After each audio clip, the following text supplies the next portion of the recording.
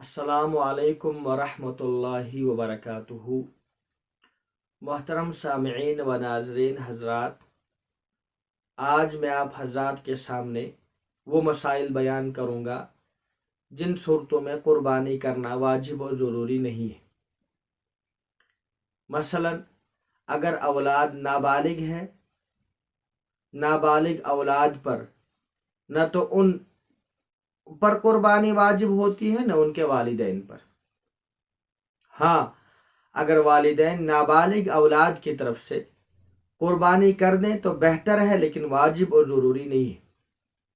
इसी तरीके से अगर बीवी साहिब निसाब है तो उस पर खुद कुर्बानी करना वाजिब और ज़रूरी है।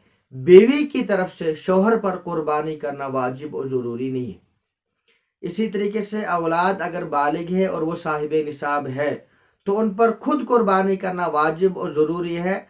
उनकी तरफ से उनके वालिदैन पर कुर्बानी करना वाजिब और ज़रूरी नहीं है। एक शख्स है जो साहिब निसाब है, लेकिन उस पर लोगों का कर्ज है। कर्ज की रकम को मुअन्नस करने के बाद अगर वो साहिब निसाब न रहे तो ऐसे शख्स पर भी कुर्बानी करना वाजिब और ज़रूरी नहीं है। इसी तरीके से एक शख्स साहिब निसाब है, लेकिन उसने अपने माल में से लोगों को गिफ्ट दे दिए, हदिया दे दिया, अपना माल लोगों पे तकसीम कर दिया। उसके बाद अगर वो साहिब निसाब न रहे तो ऐसे शख्स पर भी कुर्बानी करना वाजिब और ज़रूरी नहीं है।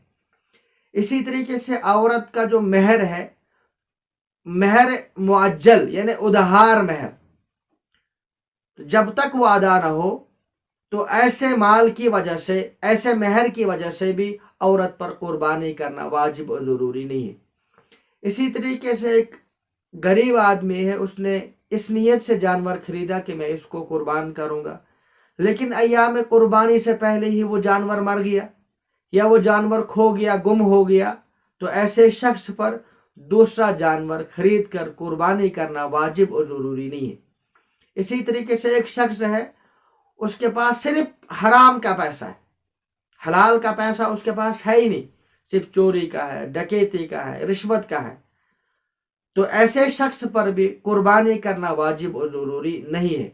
हाँ, अगर इसके पास हलाल आमदनी के रुपए हो जिसके जरिए वो साहिब निसाब बनता हो तो ऐसे शख्स पर फिर कुर्बानी वाजिब और ज़रूरी हो जाएगी।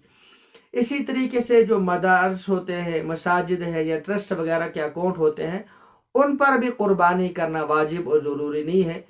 इसलिए कि जो मसाजिद है, मदारिस है या ट्रस्ट वगैरह है, इनका कोई एक आदमी मालिक नहीं होता है, चेयरमैन जो होता है इनका मालिक नहीं होता है। इसी तरीके से जो मदरसे का जिम्मेदार होता है वो उन पैसों का मालिक नहीं होता है, बल्कि पूरी उम्मत मुस्लिमा जो है उनकी मालिक होती है।